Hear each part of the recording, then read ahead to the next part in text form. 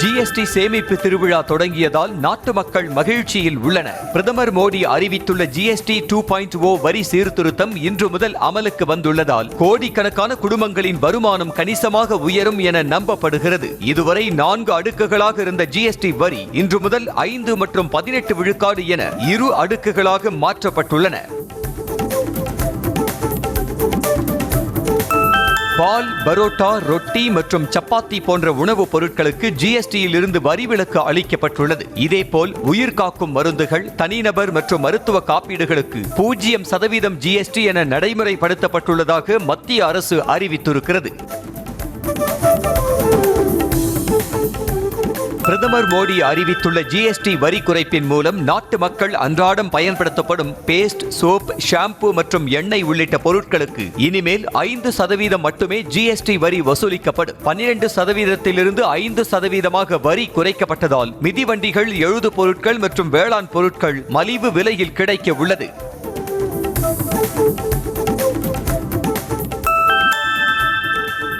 GST வரி 28% இருந்து 18% குறைக்கப்பட்டதால் cement, 3 சக்கர வாகனங்கள் மற்றும் சிறிய கார்களின் விலை சரிந்தது. மேலும் தொலைக்காட்சி, ஏசி, ஃப்ரிட்ஜ், வாஷிங் மிஷின் உள்ளிட்ட மின்சாதன பொருட்களின் விலையும் குறைந்தது.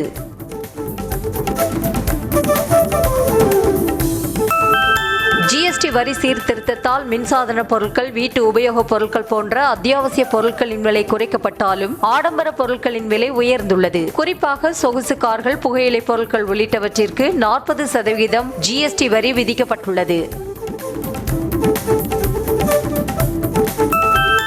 ஜிஎஸ்டி 2.0 வரி விதிப்பு அமலுக்கு வந்ததால் பெரும்பாலான கார்கள், பைக்குகள் விலை குறைவதாகவும் இதனால் மக்கள் கணிசமான சேமிப்பை பெறுவார்கள் என்றும் கார், பைக் நிறுவனங்கள் தெரிவித்துள்ளன. மாருதி சுசுகியின் பட்ஜெட் கார்கள் முதல் ரேஞ்ச் ரோவரின் உயர் ரக எஸ்யூவிக்கள் வரை, ஹோண்டா ஆக்டிவா மற்றும் ஷைன் போன்ற இருசக்கர வாகனங்கள் வரை விலை குறைகிறது. 5 மற்றும் 18 விழுக்காடு என 2 அடுக்குகளாக மாற்றப்பட்ட ஜிஎஸ்டி வரி சீர்திருத்த நடவடிக்கையால் மக்களின் 2.5 லட்சம் கோடி ரூபாய் சேமிக்கப்படும் என பிரதமர் மோடி பெருமிதம் தெரிவித்தார். நாட்டு மக்களிடம் காணொலி வாயிலாக உரையாற்றிய அவர், நடுத்தர மக்களுக்கு வருமான வரி குறைப்பு மூலம் முதல் பரிசும், ஜிஎஸ்டி சீர்திருத்தம் மூலம் 2வது பரிசும் கிடைத்துள்ளதாக தெரிவித்தார்.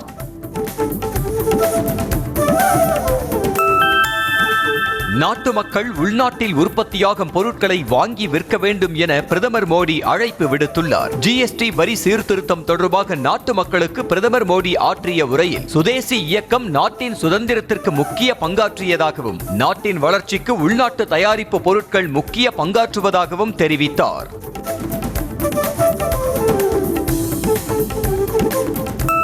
ஜிஎஸ்டி கவுன்சிலால் செய்யப்பட்ட சீர்திருத்தத்துக்கு பிரதமர் மோடி தனிப்பட்ட முறையில் உரிமை கோருவதாக காங்கிரஸ் கட்சியினர் கடுமையான குற்றச்சாட்டை முன்வைத்துள்ளனர். தற்போதைய ஜிஎஸ்டி சீர்திருத்தம் போதுமானது இல்லை எனவும், காங்கிரஸ் கட்சியினரின் தொடர் கோரிக்கைகளுக்கு பிறகே ஜிஎஸ்டி சீர்திருத்தம் கொண்டுவரப்பட்டுள்ளதாகவும் தெரிவித்துள்ளனர்.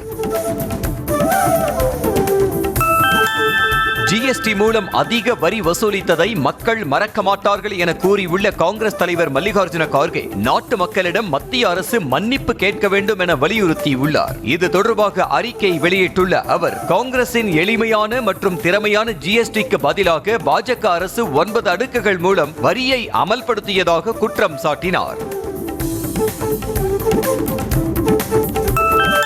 ஜிஎஸ்டி சீரமைப்பிற்கான பெருமையை பிரதமர் மோடி எடுத்துக் கொள்வது ஏன் என மேற்கு வங்க முதலமைச்சர் மமதா பானர்ஜி கேள்வி எழுப்பியுள்ளார். இதுகுறித்து அவர் வெளியிட்டுள்ள செய்தி குறிப்பில், ஜிஎஸ்டியை குறைக்க வேண்டும் என்னும் ஆலோசனையை மத்திய நிதி அமைச்சர் நிர்மலா சீதாராமன் தலைமையில் நடந்த கூட்டத்தில் வலியுறுத்தியது தாங்கள்தான் என கூறியுள்ளார்.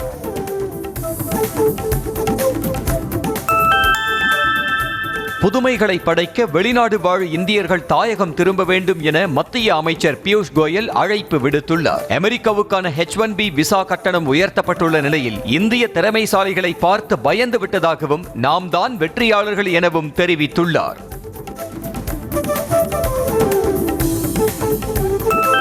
ஜிஎஸ்டி சீர்திருத்தம் பணம் உள்ளவர்களுக்கு மட்டுமே பயனளிக்கும் என ஜன் சுராஜ் கட்சி நிறுவனரும் தேர்தல் வியூகம் அமைப்பாளருமான பிரசாந்த் கிஷோர் தெரிவித்துள்ளார். பீகார் மாநிலம் நாலந்தாவில் செய்தியாளர்களை சந்தித்த அவர், ஜிஎஸ்டி சீர்திருத்தத்தால் பீகார் மக்கள் கணிசமாகத்தான் பயனடைவார்கள் எனவும், ஆனால் பீகாரில் உள்ள மக்கள் பெரும்பாலானோர் ஏழைகள் எனவும் கூறினார். சுதேசி பொருட்களை வாங்குமாறு பிரதமர் மோடி அழைப்பு விடுத்த நிலையில் குஜராத் முதல்வர் பூபேந்திர பட்டேல் அம்ரேலியின் டவர் சவுக்கில் பிரச்சாரம் மேற்கொண்டார். அப்போது அங்குள்ள கடைகளில் சுதேசி பிரச்சாரம் தொடர்பான சுவரொட்டிகளை ஒட்டிய அவர் வர்த்தகர்கள் மற்றும் வாடிக்கையாளர்களிடம் உள்நாட்டில் தயாரிக்கப்படும் பொருட்களையே வாங்குமாறு அறிவுறுத்தினார். பிரதமர் மோடியின் மறைந்த தாயார் மீண்டும் அவமதிக்கப்பட்டதாக பீகார் துணை முதல்வர் சாம்ராஜ் சௌத்ரி குற்றம் சாட்டியுள்ளார். எதிர்க்கட்சி தலைவர் தேஜஸ்வி யாதவ் நடத்தி வரும் பீகார் அதிகார யாத்திரையில் ராஷ்டிரிய ஜனதா தள தொண்டர்கள் மோடியின் தாயாரை அவமதிக்கும் வகையில் கோஷமிட்டதாக தெரிவித்துள்ள அவர் ஒரு வீடியோவையும் வெளியிட்டுள்ளார். பீகார் சட்டப்பேரவை தேர்தல் தேதியை அடுத்த மாதம் முதல் வாரத்தில் தலைமை தேர்தல் ஆணையம் அறிவிக்கலாம் என்று தகவல் வெளியாகியுள்ளது. பீகார் மாநிலத்தில் நிதிஷ்குமார் தலைமையில் ஐக்கிய ஜனதா தளம் பாஜக கூட்டணி ஆட்சி நடைபெற்று வருகிறது. 243 தொகுதிகளை கொண்ட பீகார் சட்டசபையின் பதவிக்காலம் வரும் நவம்பர் 22ஆம் தேதியுடன் முடிவடைகிறது. நாடு முழுவதும் வாக்காளர் பட்டியலில் சிறப்பு தீவிர திருத்த பணியை மேற்கொள்ள வரும் 30ஆம் தேதிக்குள் தயாராக இருக்கும்படி அனைத்து மாநில தலைமை தேர்தல் அதிகாரிகளுக்கும் தேர்தல் ஆணையம் அறிவுறுத்தியுள்ளது. வாக்காளர் பட்டியலில் சிறப்பு தீவிர திருத்த பணி மேற்கொள்வது தொடர்பாக இந்த மாத தொடக்கத்தில் டெல்லியில் தலைமை தேர்தல் ஆணையர் ஞானேஷ்குமார் தலைமையில் ஆலோசனை கூட்டம் நடந்தது.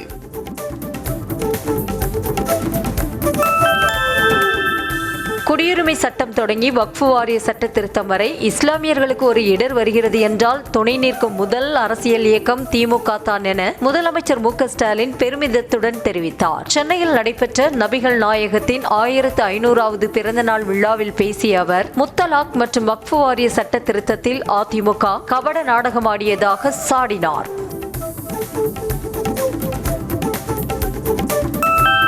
இரண்டாயிரத்தி 26 சட்டமன்ற தேர்தலில் திமுகவுக்கும் தாவேக்காவுக்கும் இடையேதான் போட்டி என விஜய் தெரிவித்த கருத்து அவருடைய தனிப்பட்ட கருத்தே தவிர மக்கள் கருத்து கிடையாது என அதிமுக பொதுச் செயலாளர் எடப்பாடி பழனிசாமி தெரிவித்துள்ளார். சேலத்தில் பாஜக மாநில தலைவர் நயினார் நாகேந்திரன் உடனான ஆலோசனைக்கு பிறகு செய்தியாளர்களை சந்தித்த அவர் விஜய் கூறிய கருத்துக்கு பதில் அளித்தார். எந்த கூட்டத்தையும் கண்டு அதிமுகவினர் பயப்பட வேண்டாம் என்றும் எம்ஜிஆருக்கு கூடிய கூட்டத்தை தற்போது எவனாலும் வெல்ல முடியாது எனவும் தாவேக தலைவர் விஜய் பிரச்சாரம் குறித்து முன்னாள் அமைச்சர் செல்லூர் ராஜு மறைமுகமாக விமர்சனம் செய்தார். ராமர் பாலத்தை கட்டியதாக கூறப்படும் அணில் போல ஆட்சி அமைக்க அதிமுக தொண்டர்கள் உதவ வேண்டும் என்றார். சிலர் தேர்தலுக்காக மட்டுமே மக்களை சந்திப்பதாகவும் திமுகவினர் எப்போதுமே மக்களுக்காக நிற்பவர்கள் எனவும் அமைச்சர் அன்பில் மகேஷ் தெரிவித்துள்ளார். சென்னை சவுகார்பேட்டையில் நடைபெற்ற நிகழ்ச்சியில் பேசிய அவர் மக்கள் மகிழ்ச்சியுடன் வாழ வேண்டும் என்பதற்காக தமிழ்நாடு அரசு பல்வேறு திட்டங்களை கொண்டு வருகிறது என்றார்.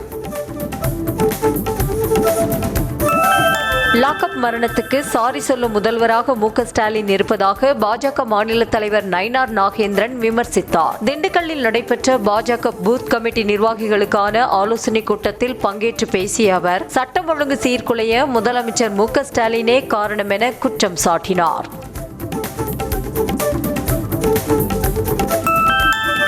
தேசிய கல்விக் கொள்கையை ஏற்றுக்கொண்டால் மட்டுமே SSA நிதியை வழங்க முடியும் என மத்திய அமைச்சர் தர்மேந்திர பிரதான் மீண்டும் திட்டவட்டமாக தெரிவித்திருக்கிறார். சென்னையில் பேசிய அவர் தமிழ்நாடு அரசு தனது அரசியல் நிலைப்பாட்டை மாணவர்களிடையே திணிப்பதாக குற்றம் சாட்டியிருக்கிறார். தமிழ்நாட்டிற்கான கல்வி நிதியை மத்திய அரசு உடனடியாக விடுவிக்க வேண்டும் என தமிழக காங்கிரஸ் தலைவர் செல்வ பெருந்தகை வலியுறுத்தியுள்ளார். தமிழ்நாட்டிற்கு கல்வி நிதி வழங்கப்படுவதற்கு தேசிய கல்விக் கொள்கையை ஏற்க வேண்டும் என மத்திய கல்வித்துறை அமைச்சர் தர்மேந்திர பிரதான் ஆணவத்துடன் கூறுவது கண்டிக்கத்தக்கது என தெரிவித்துள்ளார்.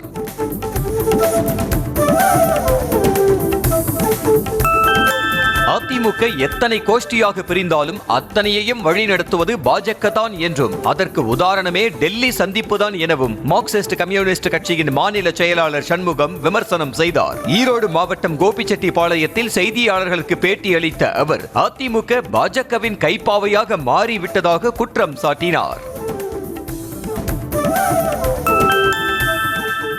திமுகவுடன் போட்டி போட தாவேக்கவிற்கு தகுதி இல்லை என அமைச்சர் KN நேரு காட்டமாக கூறியுள்ளார். திருவாரூரில் நடைபெற்ற பொதுக்கூட்டத்தில் பேசிய அவர், அதிமுக பொதுச் செயலாளர் எடப்பாடி பழனிசாமி 4 ஆண்டுகளாக வீட்டிற்குள் இருந்துவிட்டு இப்போதுதான் வெளியில் வந்திருப்பதாக ஒருமையில் பேசி விளாசினார்.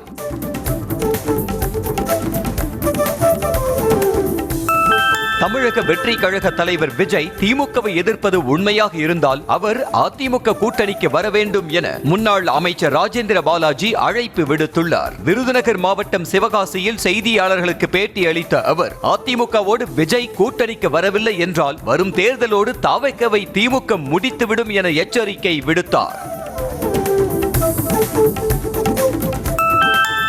ஷூட்டிங்கில் பிஸியாக இருந்த நடிகர் விஜய் அரசியலுக்கு வந்துவிட்டதாகவும் அரசியலில் இருந்த முதலமைச்சர் ஷூட்டிங்குக்கு சென்று விட்டதாகவும் பாஜக மூத்த தலைவர் தமிழிசை சவுந்தரராஜன் விமர்சனம் செய்தார். மதுரை விமான நிலையத்தில் செய்தியாளர்களுக்கு பேட்டி அளித்த அவர், விஜய் வசனகர்த்தாவை மாற்ற வேண்டும் என்றார்.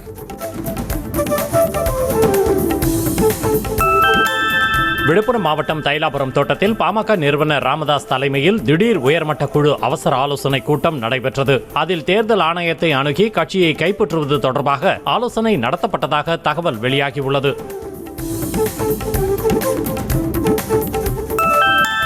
மீனவர்களை பழங்குடியினர் பட்டியலில் சேர்க்க வேண்டும் என கோரிக்கை வைப்பதற்கு பதிலாக அவர்களுக்கு தனி உள் ஒதுக்கீடு கோரி போராடலாம் என்றும் அதற்கு பாமக துணை நிற்கும் எனவும் அக்கட்சி தலைவர் அன்புமணி தெரிவித்தார். நாகையில் மக்கள் மத்தியில் உரையாற்றிய அவர், உள் ஒதுக்கீடு கிடைத்தால் கல்வி மற்றும் வேலை வாய்ப்புகளில் மீனவர்கள் முன்னேறுவதற்கு வாய்ப்பு உருவாகும் என்றார். பாமக கூட்டணி பேச்சுவார்த்தை விழுப்புரம் மாவட்டம் தைலாபுரத்தில் உள்ள அக்கட்சி நிறுவனர் ராமதாஸ் தலைமையில்தான் நடைபெறும் என MLA அருள் தெரிவித்தார். தைலாபுரத்தில் செய்தியாளர்களுக்கு பேட்டி அளித்த அவர், பாமக நிறுவனர் ராமதாஸ் கை காட்டுபவர்தான் தமிழ்நாட்டின் அடுத்த முதலமைச்சர் என திட்டவட்டமாக கூறினார். சேலத்தில் அதிமுக பொதுச் செயலாளர் எடப்பாடி பழனிசாமியுடன் நயினார் நாகேந்திரன் திடீரென சந்தித்து ஆலோசனை நடத்தினர். பாஜக மேலிட பொறுப்பாளர் அரவிந்த் மேனனோடு சென்று 1 மணி நேரத்திற்கு மேலாக நடந்த இந்த சந்திப்பில் முக்கிய ஆலோசனை நடத்தியதாக தகவல் வெளியாக இருக்கிறது.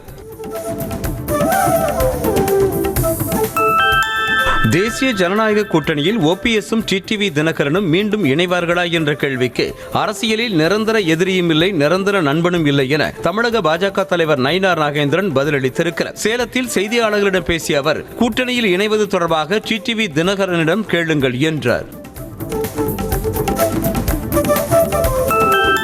உணவு பாதுகாப்புத்துறை சான்று பெறாத லாரிகள், குடிநீர் மற்றும் கழிவுநீர் லாரிகளில் பால் எடுத்துச் செல்ல ஆவின் அதிகாரிகள் அனுமதி வழங்கியதாக கூறி தொடரப்பட்ட வழக்கை சென்னை உயர்நீதிமன்றம் இன்று விசாரிக்கிறது. சென்னை மற்றும் புறநகர் பகுதிகளில் பால் விநியோகம் செய்யும் லாரிகளுக்கான டெண்டரில் விதிமீறல்கள் நடந்ததாக ஞானசேகரன் என்பவர் வழக்கு தொடர்ந்தார்.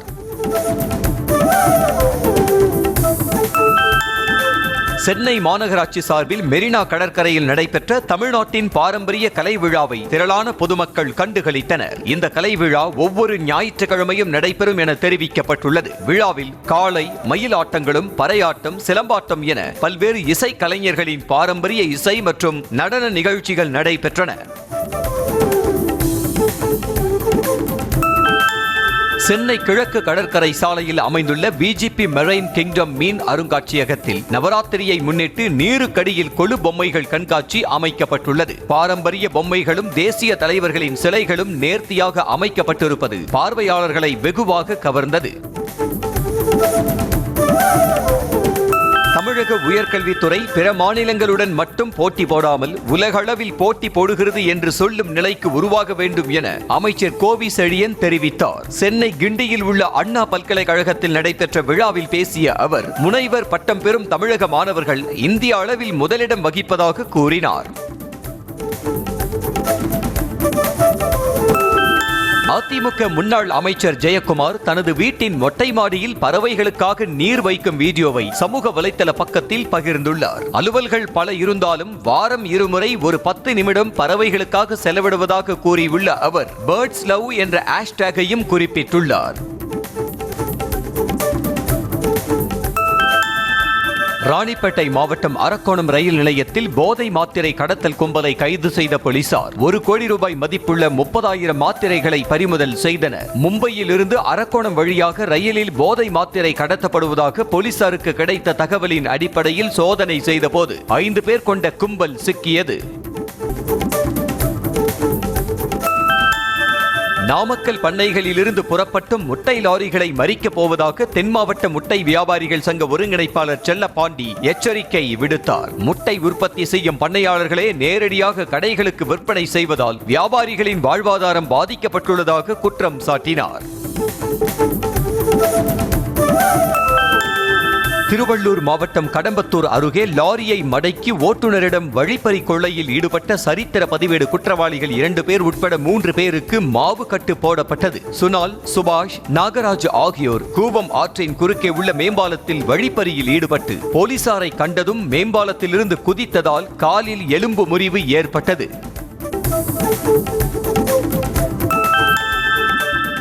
செங்கல்பட்டு மாவட்டம் திம்மாவரம் அருகே வீட்டின் முன்பு நிறுத்தி வைக்கப்பட்டுள்ள இருசக்கர வாகனத்தின் இருக்கையை தெருநாய்கள் கடித்து குதறும் சிசிடிவி காட்சி வெளியாகியுள்ளது. ஆத்தூர் வடபாதி பகுதியில் இரவு நேரத்தில் வீட்டின் முன்பு நிறுத்தி வைக்கப்பட்டிருந்த ஸ்கூட்டரின் இருக்கையை அந்த பகுதியில் சுற்றித் திரிந்த 2 நாய்கள் கடித்து குதறி சேதப்படுத்தின. தமிழ்நாடு ஆந்திரா எல்லையில் நடைபெற்ற மதுவிலக்கு சோதனையில் பறிமுதல் செய்யப்பட்ட 113 லிட்டர் சாராயம் மற்றும் 3500 லிட்டர் சாராய ஊறல் அழிக்கப்பட்டது. திருப்பத்தூர் மாவட்ட மதுவிலக்கு போலீசார் நடத்திய சோதனையில் சாராய ஊறல் போட்டிருந்த ஆந்திர மாநிலம் சித்தூரைச் சேர்ந்த ராஜசேகரை போலீசார் கைது செய்தனர். கன்னியாகுமரி மாவட்டம் பேயன்குழி அருகே முடி உதிர்வு பிரச்சனை மற்றும் தீராத தலைவலி, சளி தொந்தரவு காரணமாக கல்லூரி மாணவி தீக்குளித்து தற்கொலை செய்து கொண்டார். காரங்காடு பகுதியைச் சேர்ந்த ஞானசெல்வன் என்பவரின் மூத்த மகள் அஸ்வினி நாகர்கோவிலில் உள்ள தனியார் கல்லூரியில் 1ஆம் ஆண்டு படித்து வந்த நிலையில் பெட்ரோல் ஊற்றி தீக்குளித்தார். நாமக்கல் மாவட்டம் திருச்செங்கோட்டில் கொட்டி தீர்த்த கனமழை காரணமாக சாலையில் மழைநீர் தேங்கியதால் வாகன ஓட்டிகள் சிரமத்திற்கு ஆளாகினர். அரை மணி நேரத்திற்கு மேலாக கனமழை வெளுத்து வாங்கியது. இதன் காரணமாக SND சாலை, தெப்பக்குளம் சாலை மற்றும் ஈரோடு சாலையில் உள்ள தாழ்வான பகுதியில் மழை நீர் தேங்கியது. இதில் ஊர்ந்து சென்ற வேன் மற்றும் இருசக்கர வாகனங்கள் பழுதாகி நின்றன.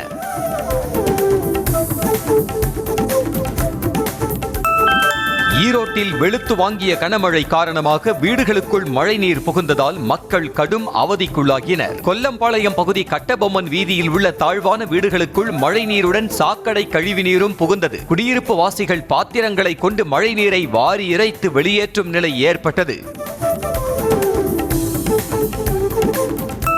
கடலூரில் கொட்டி தீர்த்த கனமழை காரணமாக சாலை மற்றும் குடியிருப்பு பகுதியில் மழைநீர் சூழ்ந்ததால் மக்கள் சிரமத்திற்கு ஆளாகினர். சுற்றுவட்டார பகுதிகளில் பெய்த கனமழையால் தாழ்வான சாலையில் மழைநீர் தேங்கியது. தெருக்கள் மற்றும் சாலைகளில் பெருக்கெடுத்து ஓடிய மழைநீர் தாழ்வாக உள்ள குடியிருப்பு பகுதியில் சூழ்ந்தது.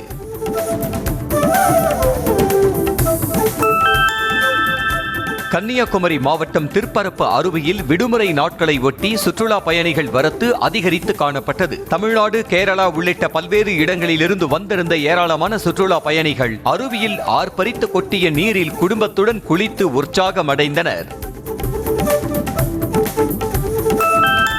மதுரை மாவட்டம் மேலூரில் அரசு பள்ளி ஆசிரியை வீட்டு கதவை உடைத்து 22 சவரன் தங்க நகைகள் மற்றும் வெள்ளி பொருட்களை திருடிச் சென்ற மர்ம நபர்களை போலீசார் தேடி வருகின்றனர். அரசு பள்ளியில் ஆசிரியையாக பணிபுரியும் அண்ணா காலனியைச் சேர்ந்த மும்தாஜ் என்பவர் வீட்டை பூட்டிவிட்டு மதுரைக்கு சென்றிருந்த போது திருட்டு நடந்திருக்கிறது. உடல்நலக் குறைவால் உயிரிழந்த திரைப்பட நடிகர் ரோபோ சங்கருக்கு வடம் படக்குழுவினர் சார்பில் அஞ்சலி செலுத்தும் நிகழ்வு தென்காசியில் நடைபெற்றது. நடிகர் விமல் மற்றும் படக்குழுவினர் ரோபோ சங்கர் நினைவாக பசுமை அஞ்சலி நினைவு என்ற பெயரில் பொதுமக்களுக்கு மரக்கன்றுகள் வழங்கினர். நெல்லை மேலப்பாளையம் காப்பகத்தில் மாணவிக்கு பாலியல் தொல்லை கொடுத்த ஆண் மற்றும் பெண் வார்டன்கள் போக்சோவில் கைது செய்யப்பட்டனர். மேலப்பாளையத்தில் உள்ள முஸ்லிம் மாணவிகளுக்கான விடுதியில் தங்கி மதராசாவில் 9ஆம் வகுப்பு படித்து வந்த மாணவிக்கு பாலியல் தொல்லை கொடுத்ததாக வார்டன்கள் அபுபக்கர், பகிதா ஆகியோர் கைது செய்யப்பட்டனர். மயிலாடுதுறை அருகே மேலையூர் கிராமத்தில் காவிரி ஆற்றின் குறுக்கே கட்டப்பட்டுள்ள 70 ஆண்டுகள் பழமையான பாலத்தின் இணைப்பு சாலை கனமழையால் துண்டிக்கப்பட்டது. நத்தம் ஆறுபாதி கிராமங்களை இணைக்கும் வகையில் கட்டப்பட்ட இந்த பாலம் திடீரென உள்வாங்கியதால் போக்குவரத்து பாதிக்கப்பட்டு பொதுமக்கள் கடும் அவதிப்பட்டனர். சென்னை மதுரவாயலில் சர்வதேச அளவில் நடைபெற்ற அபாக்கஸ் போட்டியில் ஆயிரக்கணக்கான மாணவ மாணவிகள் கலந்து கொண்டு தங்களது திறமையை வெளிக்காட்டினர். தமிழ்நாடு, கர்நாடகா, கேரளா உள்ளிட்ட பல்வேறு மாநிலங்களிலிருந்து வருகை தந்த மாணவ மாணவிகள் அபாக்கஸ் முறையை பயன்படுத்தி வெகு விரைவாக கணக்குகளை பதிவு செய்து அசத்தினர்.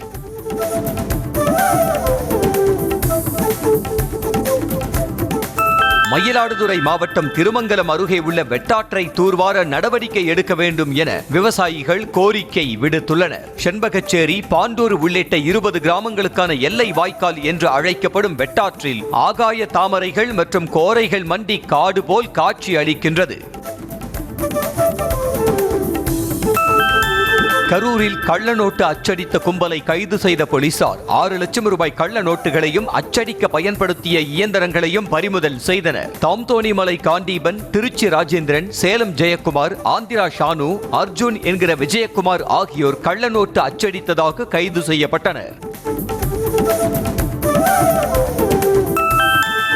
தஞ்சை மாவட்டம் திருவிடைமருதூர் அருகே பல ஆண்டுகளாக தூர்வாரப்படாத 2ஆம் கட்டளை வடிகால் வாய்க்காலால் விவசாய பணிகள் பாதிக்கப்பட்டுள்ளதாக விவசாயிகள் புகார் தெரிவிக்கின்றனர். வடிகால் வாய்க்காலை தூர்வார நடவடிக்கை எடுக்கும்படி எம்எல்ஏ, அமைச்சர், அதிகாரிகள், மாவட்ட நிர்வாகம் என பல்வேறு தரப்பினரிடம் கோரிக்கை வைத்தும் பயனில்லை என்கின்றனர்.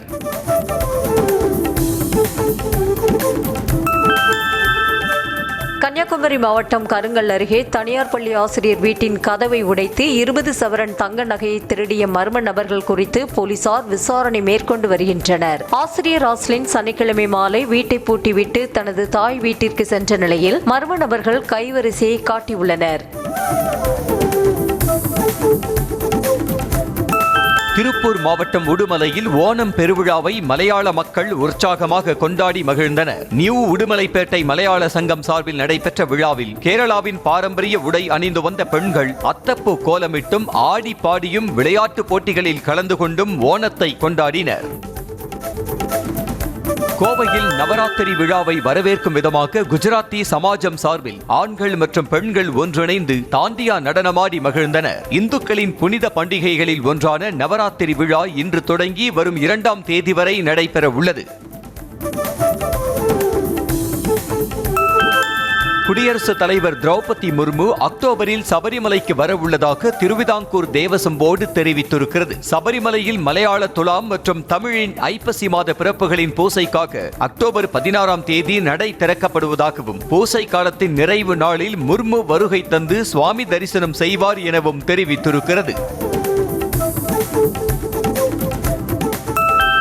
இந்திய கடற்படையின் போர் திறனை வலுப்படுத்த 4 புதிய போர் கப்பல்களை கட்டுவதற்கு 80,000 கோடி ரூபாய் மதிப்பில் டெண்டர் விடுவது குறித்து மத்திய பாதுகாப்புத்துறை அமைச்சகம் ஆலோசனை நடத்தி வருகிறது. இந்த போர் கப்பல்களிலிருந்து ட்ரோன்களை இயக்கவும் கட்டுப்பாட்டு மையமாக செயல்படும் வகையிலும் கட்டமைக்க திட்டமிடப்பட்டுள்ளது. மகாலய அமாவாசையை ஒட்டி கொல்கத்தாவில் உள்ள செட்லா அக்ரானி பூசை பந்தலில் நடைபெற்ற சொக்குதான சடங்கில் மேற்குவங்க முதல்வர் மமதா பானர்ஜி கலந்து கொண்டார். மேலும் நிகழ்ச்சியில் துர்கா தேவியின் சிலைக்கு பொட்டு வைத்து இறுதி அலங்காரம் செய்து பூசை பந்தலை திறந்து வைத்தார்.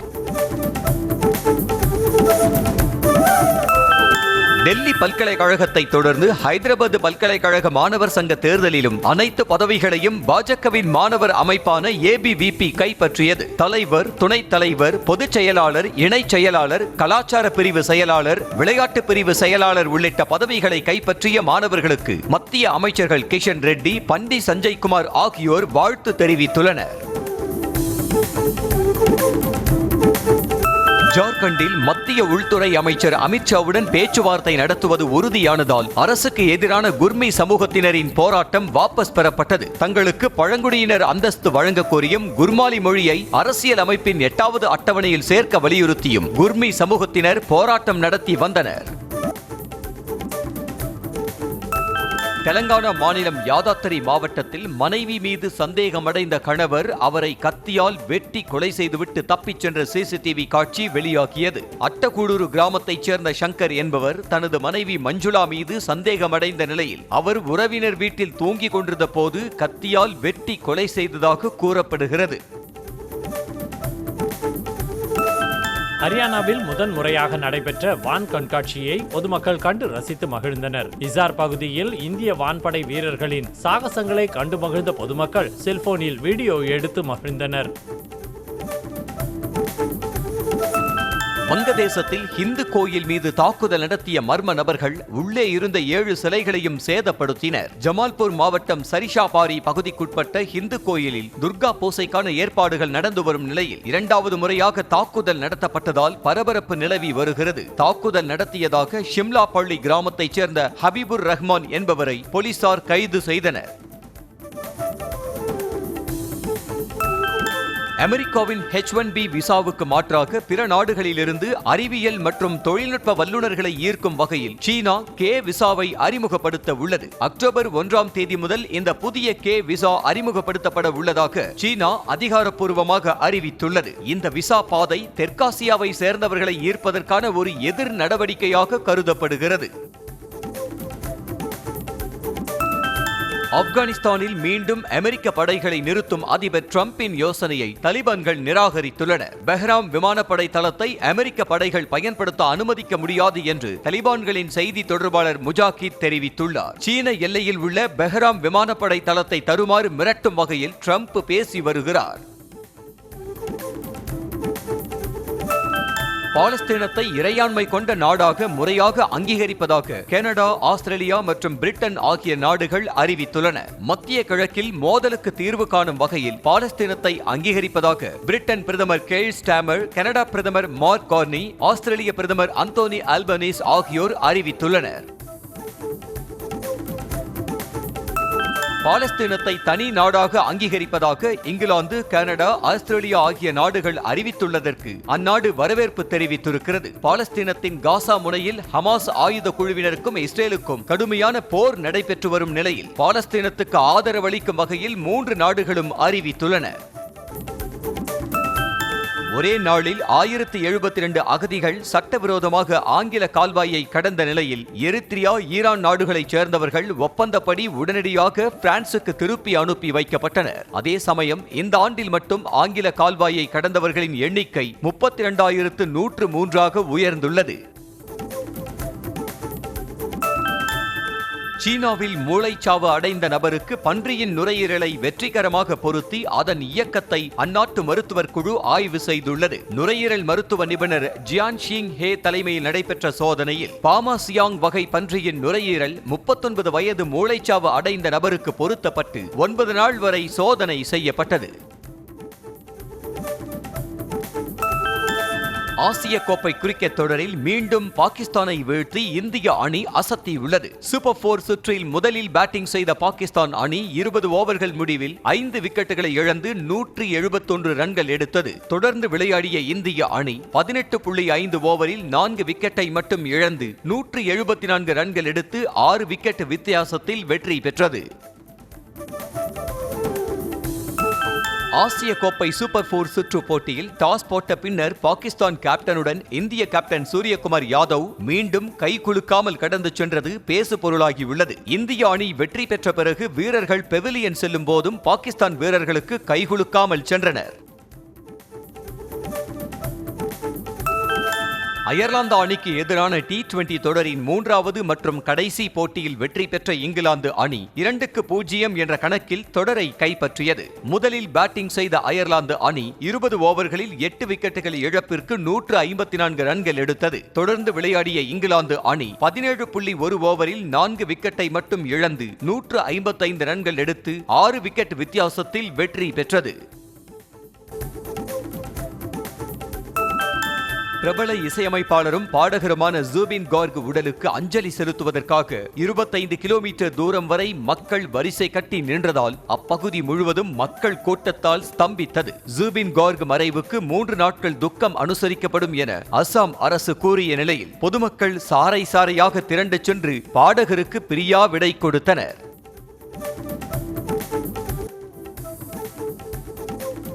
நடிகர்களை விமர்சித்து வீடியோ போடுபவர்களை என்றுமே திருத்த முடியாது எனவும் அவர்களை சட்ட ரீதியாகத்தான் அணுக முடியும் என்றும் நடிகர் விஷால் தெரிவித்துள்ளார். சென்னை தேனாம்பேட்டையில் நடைபெற்ற தென்னிந்திய நடிகர் சங்கத்தின் பொதுக்குழு கூட்டத்திற்கு பின்னர் செய்தியாளர்களை சந்தித்த அவர் அடுத்தவரின் சொந்த வாழ்க்கையை பற்றி பேசுவது அநாகரிகமானது என்றார். அனைத்து கட்சியினரும் மக்களுக்கு சேவை செய்ய வேண்டும் என்பதே அனைவரது நோக்கம் என நடிகர் விஜய் அரசியல் வருகை குறித்த கேள்விக்கு நடிகர் விஜய் ஆண்டனி பதிலளித்துள்ளார். கோவையில் செய்தியாளர்களை சந்தித்த அவர் குப்பை கொட்டி கிடக்கும் போது இவர்கள் அள்ள வேண்டும் என்றில்லை, யார் வேண்டுமானாலும் அதனை சுத்தம் செய்யலாம் என்றார். மல்லர் கம்பம் கலையில் அசத்தி வரும் மாற்றுத்திறனாளிகளை ஊக்குவிக்கும் வகையில் அவர்களுக்கு கலை நிகழ்ச்சிகளில் வாய்ப்பளிக்க வேண்டுமென நடிகர் ராகவா லாரன்ஸ் வேண்டுகோள் விடுத்துள்ளார். லாரன்ஸ் நடத்தி வரும் கை கொடுக்கும் கைக்குழுவினர் மல்லர் கம்பத்தில் செய்து காண்பிக்கும் வீர சாகச காட்சிகளின் வீடியோ வெளியாகியுள்ளது. நடிகை ராதிகா சரத்குமாரின் தாய் கீதா ராதா வயது முதிர்வு மற்றும் உடல்நலக் குறைவு காரணமாக 86 வயதில் காலமானார். மறைந்த நடிகர் MR ராதாவின் மனைவியும் நடிகை ராதிகா மற்றும் நிரோஷாவின் தாயாரும் ஆவார். கீதா ராதாவின் உடல் இறுதி மரியாதை செலுத்துவதற்காக போயஸ் கார்டனில் உள்ள அவரது இல்லத்தில் வைக்கப்பட்டுள்ளது.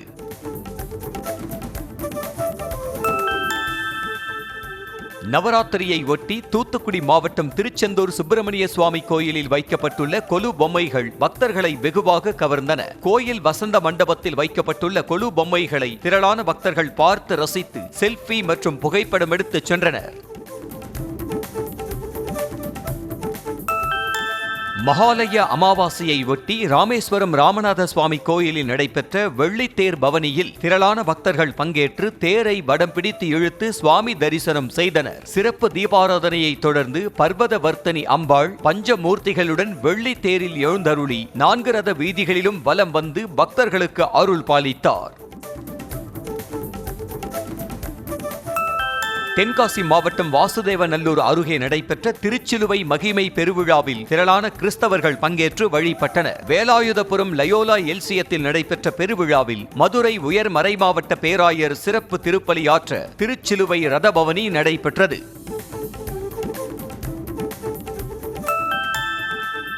சிவகங்கை மாவட்டம் கரிசல்பட்டியில் உள்ள முஹைதீன் ஆண்டவர் ஜூமா பள்ளிவாசலில் மீலாதுன் நபி பெருவிழா கோலாகலமாக கொண்டாடப்பட்டது. விழாவை முன்னிட்டு அனைத்து சமுதாய மக்களும் ஒற்றுமையுடன் வாழ வேண்டும் என சிறப்பு துவாக்கள் ஓதப்பட்டதை தொடர்ந்து மத நல்லிணக்க கந்தூரி விழாவில் கலந்து கொண்ட 1000க்கும் மேற்பட்டோர்களுக்கு நெய் சோறு வழங்கப்பட்டது. மணிக்கு 496 கிலோமீட்டர் வேகத்தில் சீறி பாய்ந்த BYD நிறுவனத்தின் யாங்வாங் U9 எக்ஸ்ட்ரீம் EV கார் உலகின் அதிவேக கார் என்ற சாதனையை படைத்துள்ளது. ஜெர்மனியில் ADP ஆட்டோமேட்டிவ் டெஸ்டிங் பேப்பன்பர்க் சோதனை தடத்தில் சீறி பாய்ந்த எலக்ட்ரிக் கார் அதன் முந்தைய மாடலின் சாதனைகளை முறியடித்துள்ளது.